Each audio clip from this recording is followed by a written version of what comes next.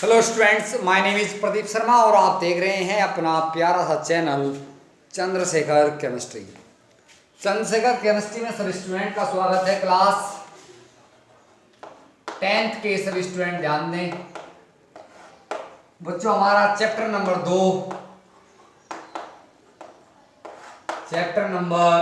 2 का आज हमारा लेक्चर नंबर है 10। ये 10वां लेक्चर है बच्चों। मैं बात कर रहा हूं चैप्टर नंबर 2 जो एनसीईआरटी सिलेबस के रिगार्डिंग चला हुआ है।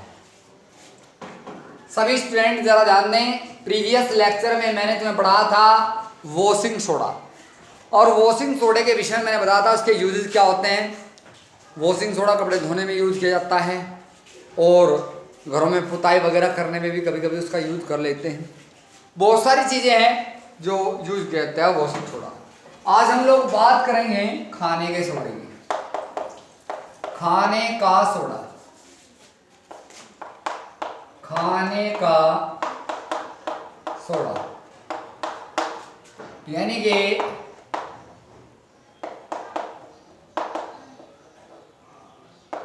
Baking soda. इंग्लिश में इसको कहा जाता है बच्चों बेकिंग सोडा। इसका केमिकल नेम होता है सोडियम बाई कार्बोनेट,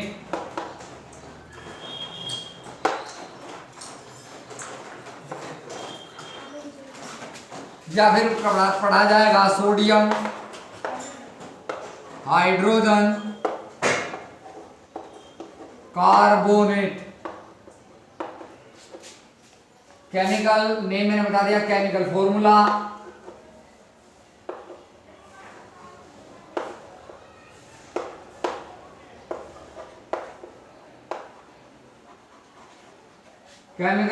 होता है बच्चे NaHCO3, सोडियम हाइड्रोजन कार्बोनेट, मतलब सोडियम बाई कार्बोनेट। कोई दिक्कत है किसी को हो तो मेरे को बता देना। ध्यान दें स्टूडेंट सभी, मैं आपको बता दूं इसको बनाया कैसे जाता है। बात करते हैं इसके प्रिपरेशन मेथड की, यानी कि method of preparation. Baking soda पढ़ रहे हैं, खाने का सोडा हम लोग पढ़ रहे हैं। लेक्चर नंबर 10 हमारा चला हुआ है बच्चों। मैं बात कर रहा हूं प्रिपरेशन यानी कि मेथड ऑफ प्रिपरेशन। देखो जी, methods of preparation.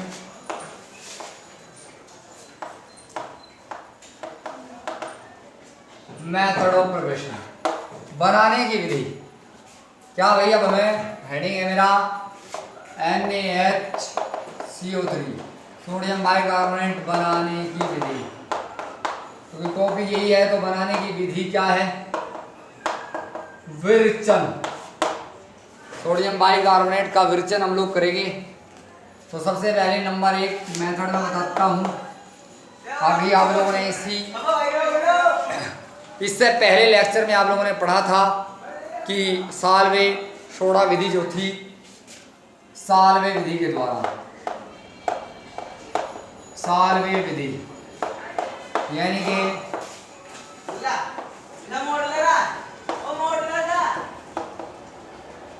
Solvay process. इसमें क्या होता था मैंने जो बताया था, हमारे पास क्या होता है NaCl मतलब ब्राइन होता है। आपके पास क्या होता है, एक तो NaCl मतलब ब्राइन होता है, प्लस ब्राइन कब बनता है जब नमक को पानी में घोल लेते हैं कंसंट्रेटेड सॉल्यूशन। इसमें हमने क्या लेते हैं, फिर अमोनिया की एंट्री कराते हैं, फिर क्या कराते हैं कार्बन डाइऑक्साइड की एंट्री कराते हैं। तो साल्वे प्रोसेस में NaCl यानी कि सोडियम क्लोराइड का जो एक्वस सॉल्यूशन है उसमें हम लोग अमोनिया एंटर करके अमोनिकल ब्राइन बना लेते हैं, जिसमें फिर कार्बन डाइऑक्साइड की एंट्री कराते हैं। कार्बन डाइऑक्साइड की एंट्री होने से हमारा क्या बनता है, NaHCO3 sodium bicarbonate plus NH4Cl। 970 बन जाता है। इन दोनों को क्या कर लेते हैं, फिल्टर कर लेते हैं, जिससे मुझे सोडियम बाइकार्बोनेट मतलब बेकिंग सोडा एक पेस्ट फॉर्म में प्राप्त होता है। एक तो तरीका ये है। दूसरा तरीका क्या है कि सोडियम कार्बोनेट दूसरा नंबर साल्वे विधि द्वारा है। आफ्टर दैट हम लोग क्या करते हैं, सोडियम कार्बोनेट मेरे पास है, दूसरी टेक्निक मैंने number 2 by sodium from sodium carbonate. Sodium carbonate के द्वारा हम लोग बना रहे हैं बेकिंग सोडा। बच्चों क्या करते हैं, Na2CO3 सोडियम कार्बोनेट को हम घोल लेते हैं पानी में, और ध्यान रखना मामला होना चाहिए कोल्ड, गर्म नहीं करना, ठंडा ही घोलना है।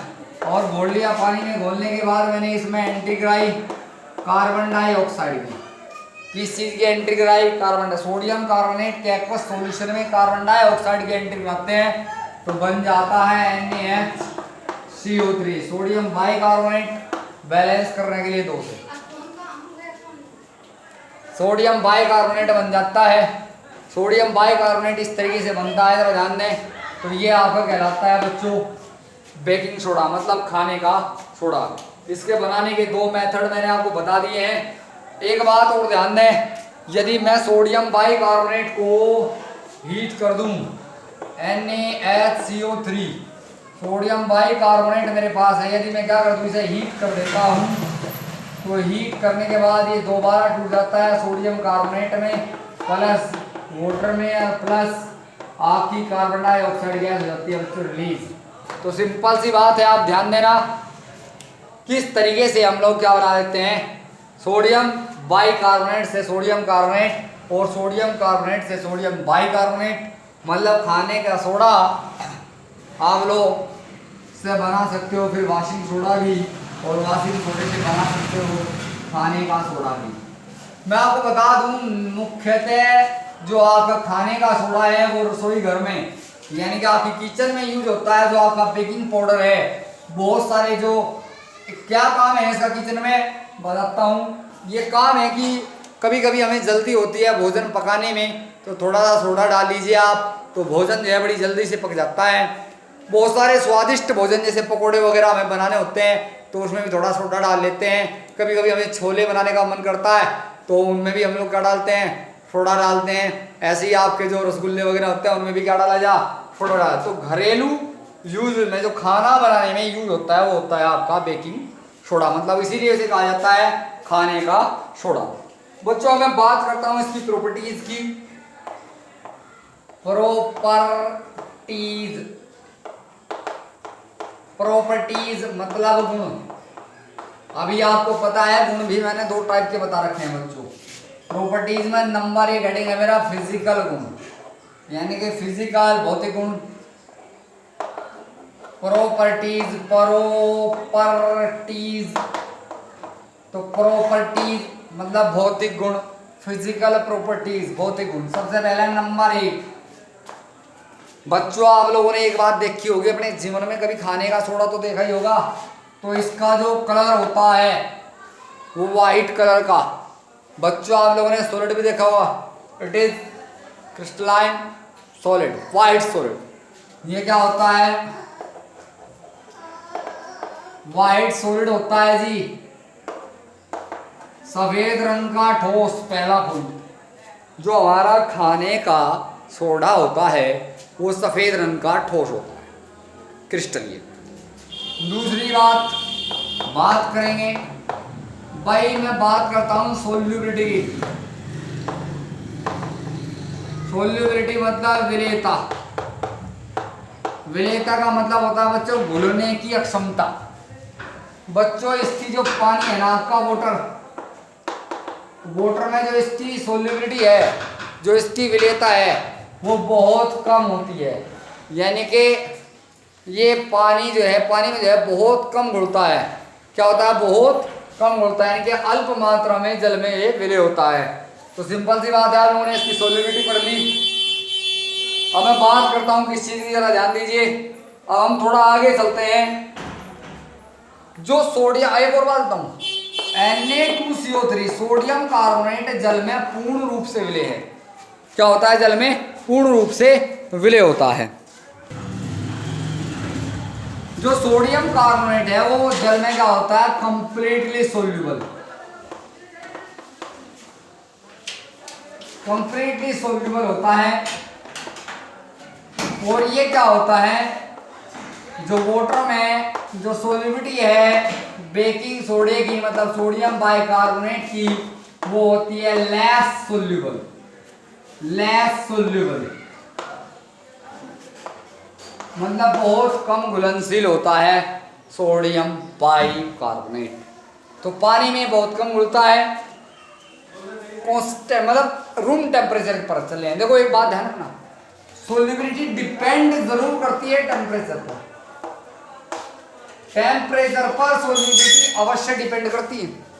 तो जितने भी आपको मैं सोल्यूबिलिटी बता रहा हूँ, कंप्लीटली सोल्यूबल, लेस सोल्यूबल, वो किस चीज पर है? रूम टेम्परेचर, रूम टेम्परेचर पर बता रहा हूं मैं आपको, ध्यान रखना। तो रूम टेम्परेचर पर ये क्या होता है? लेस सोल्यूबल होता है पानी में। अब मैं बात करता हूं नेक्स्ट, आगे चलते हैं भाई, केमिकल प्रॉपर्टीज के ऊपर बात करता हूं थोड़ी सी।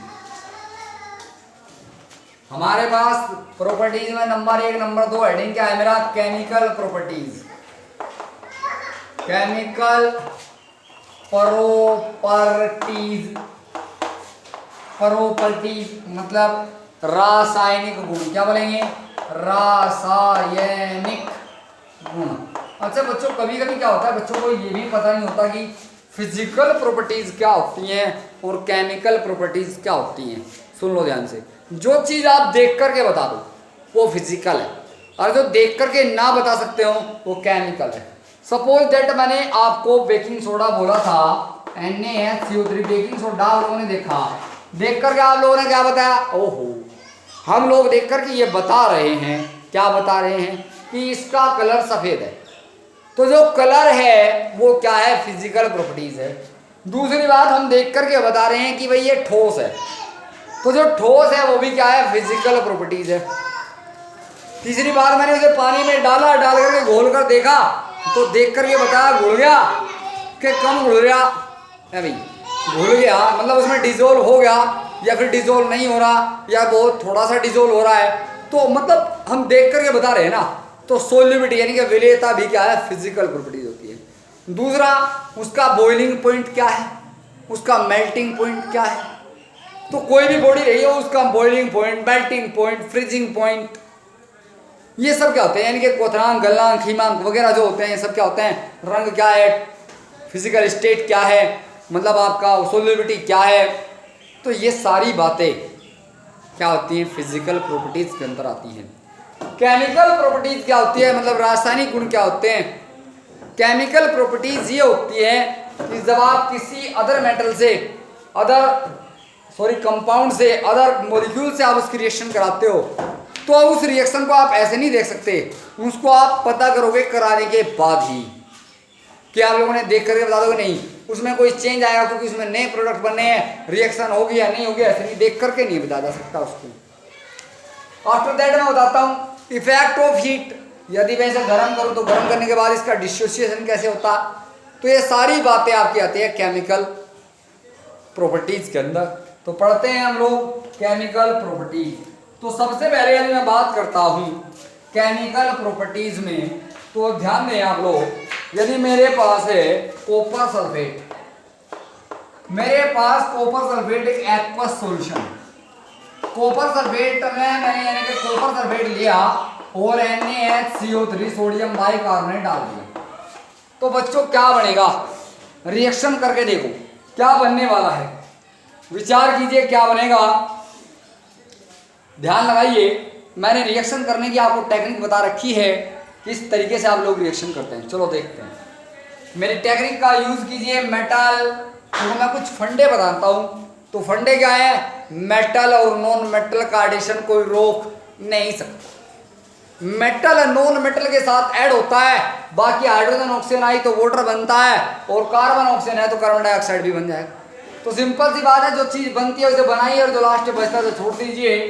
तो यहाँ पर मेटल कौन है भाई? मेटल मुझे दिख रहा है जी सोडियम। यहाँ से नॉन मेटलिक ग्रुप कौन दिख रहा है जी? यहाँ से मुझे नॉन मेटलिक ग्रुप दिख रहा है जी सल्फेट। तो बच्चों मेरा एक तो प्रोडक्ट बनेगा सोडियम सल्फेट प्लस, और आप क्या बनाना चाहते हो देखिए जरा, चेक कीजिए, करिए जी चेक। इधर से मेटल कौन? अजी कॉपर है। इधर से नॉन मेटलिक ग्रुप कौन? अजी कार्बोनेट है। तो ये बन जाएगा CuCO3 कॉपर कार्बोनेट। चलो जी आगे चलते हैं। यहाँ से हाइड्रोजन है, ऑक्सीजन भी है, तो हाइड्रोजन ऑक्सीजन मिलकर क्या बनाएंगे बच्चों? वाटर भी बनाएंगे। क्या कुछ और चीज भी बन सकती है? जरा आप ध्यान देना, हमेशा ध्यान रखना, जब आप कार्बोनेट साल्ट की रिएक्शन करा रहे हो, किसकी रिएक्शन करा रहे हो? कार्बोनेट साल्ट की रिएक्शन आप करा रहे हो, तो कार्बन डाइऑक्साइड गैस रिलीज जरूर होगी। कार्बन डाइऑक्साइड गैस रिलीज जरूर होगी। अभी आप सोडियम के कितने? दो। यहाँ पर कितना है? एक मैं बैलेंस कर दूं क्योंकि अनबैलेंस है, तो सोडियम के दो, सोडियम के दो। हाइड्रोजन हो गई दो। हाइड्रोजन कितने हैं जी? दो। मैं बात करता हूँ यहाँ से दो की मल्टीप्लाई इस कार्बन में भी होगी, कार्बन के हो गए दो। कार्बन का एक ये रहा जी, और एक ये रहा जी दो। ऑक्सीजन के 2 3 जा 6, 2 3 जा 6 और 4 कितने हो गए जी? 10 भाई, तीन ही है 3 2 5 5 1 6 और 4 कितने हो गए जी? 10। अभी हमारे पास क्या है? 1 कॉपर है, और जी कॉपर कितना है? 1। तो आप लोगों ने देखा कि ये क्या हो गई है? केमिकल इक्वेशन बैलेंस हो गई है। तो सिंपल सी बात है, जब आप कॉपर सल्फेट की रिएक्शन सोडियम बाइकार्बोनेट मतलब बेकिंग सोडे से कराते हो, तो सोडियम सल्फेट बनता है, कॉपर कार्बोनेट बनता है, और वाटर बनता है, कार्बन डाइऑक्साइड बनती है। एक बात का हमेशा ध्यान रखें, मैंने तुम्हें बताया था जब भी आप कार्बोनेट साल्ट ले रहे हो, तो जो आपका जब उसकी रिएक्शन आप कराओगे तो उसमें कार्बन डाइऑक्साइड गैस रिलीज होती है। तो आप ध्यान रखना। तो टेक्निक क्या है केमिकल रिएक्शन की? केमिकल रिएक्शन को कराने की टेक्निक तुम्हें क्या बताता हूँ, हमेशा ध्यान रखना। जब भी मैं कोई रिएक्शन कराऊंगा तो सिंपल सी बात है, मेटल और नॉन मेटल का एडिशन कोई नहीं रोक सकता, क्योंकि दोनों के दोनों अपोजिट टेंडेंसी के होते हैं, और अपोजिट टेंडेंसी के जो मटेरियल्स होते हैं वे एक दूसरे से क्या हो जाते हैं? जुड़ जाते हैं। तो सिंपल सी बात, ये क्या है? मेटल, ये क्या होगा? नॉन मेटल, ये क्या है? मेटल, ये क्या होगा? Non metal. तो इस वाले का मेटल, इस वाले का नॉन मेटल, इस वाले का मेटल, इस वाले का नॉन मेटल, और अदर जो बचेगा उसे आप लिख सकते हो। तो सिंपल सी बात आपके सामने आई। ऐसे ही मैं मानता हूं, मैं आपको जिंक दे देता हूं। मान लो मैंने ZnSO4 लिया प्लस NaCO3 लिया, मैंने जिंक सल्फेट की रिएक्शन सोडियम कार्बोनेट से कराई, तो जिंक मेटल है, कार्बोनेट नॉन मेटल है, तो Zn जिंक कार्बोनेट का फॉर्मेशन होगा, plus sodium metal sulphate non metal, Na2SO4 sodium sulphate का फॉर्मेशन होगा, प्लस हमारे पास क्या बनेगा? हाइड्रोजन ऑक्सीजन है, तो वाटर भी बनेगा, प्लस अभी आगे पास कार्बोनेट साल्ट है, तो कार्बोनेट साल्ट होगा तो कार्बन डाइऑक्साइड रिलीज होगी, कार्बन डाइऑक्साइड भी रिलीज होगी। बैलेंस आप कर सकते हो। मैं मानता हूं ये क्या है? बैलेंस है। क्यों? क्योंकि सोडियम 2, यहाँ 1, 2 से मल्टीप्लाई आप कर लीजिए, 2 से याद कर दोगे, सब कुछ बैलेंस हो जाएगा। तो सिंपल सी बात आपकी समझ आ गई होगी। अब मैं अभी बात करूं, मेरे पास सोडियम बाइकार्बोनेट है, और सोडियम बाइकार्बोनेट को यदि मैं 100 डिग्री सेल्सियस पे हीट कर देता हूं, नंबर नेक्स्ट, ये तो मैंने बताया क्या हेडिंग था, नंबर 1 केमिकल प्रॉपर्टीज के जो मैंने प्रॉपर्टीज पढ़ाई है, रिएक्शन विद क्या भाई? Sulphate salt. जो रिएक्शन मैंने जो पढ़ाई है कॉपर सल्फेट के साथ, अभी मैंने एक रिएक्शन करा के दिखाई थी आपको NaCO3 के साथ, तो क्या बना था? मेटल नॉन मेटल था, तो Na2SO4 sodium sulphate plus copper carbonate plus water और प्लस कार्बन डाइऑक्साइड का फॉर्मेशन हुआ था। अभी मैंने जिंक सल्फेट से कराई थी, जिंक सल्फेट की रिएक्शन सोडियम किससे कराई मैंने? NaCO3 सोडियम बाइकार्बोनेट से कराई थी। क्या बना था? आपका सोडियम सल्फेट बना, ठीक है जी। सोडियम सल्फेट बना था और क्या बना था मेरा, जिंक कार्बोनेट बना था, वाटर बना और क्या बना, कार्बन डाइऑक्साइड गैस रिलीज हुई। तो ये दोनों रिएक्शन मैं पहले पढ़ा चुका हूं। अब ये हेडिंग पूरा हो गया है। नंबर 2, इफेक्ट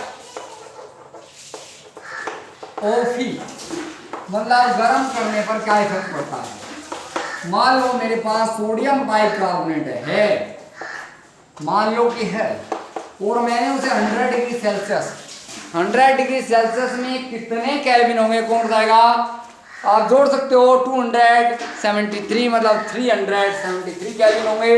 यदि मैं इसे गर्म कर देता हूँ तो क्या बनता है, मैंने बताया था यदि मैं इसे हीट कर दूँ तो बन जाता है सोडियम कार्बोनेट प्लस वाटर। और एक बात ध्यान दो, कार्बोनेट है तो कार्बन डाइऑक्साइड गैस रिलीज होगी ही होगी। तो आप देख सकते हो, क्या कर सकते हो, देख सकते हो। तो सिंपल सी बात है, केमिकल रिएक्शन को करना सीख लीजिए, केमिस्ट्री आसान हो जाएगी। चलते हैं भाई, हम एनसीईआरटी से थोड़ा सा पढ़ रहे थे, कुछ एनसीईआरटी से भी ज्यादा मैंने पढ़ लिया है। अब मैं बात करता हूँ यूज की, क्योंकि मुझे एनसीईआरटी सिलेबस पढ़ाना है, इसलिए क्या है कि मैं ज़्यादा डीपली नहीं जा सकता। अब मुझे यूज पढ़ने हैं। अभी यूज तो मैं पहले ही बता चुका हूँ एक दो तो मिलते हैं नेक्स्ट वीडियो में, क्योंकि ज़्यादा लंबी हो जाएगी। Thanks for watching.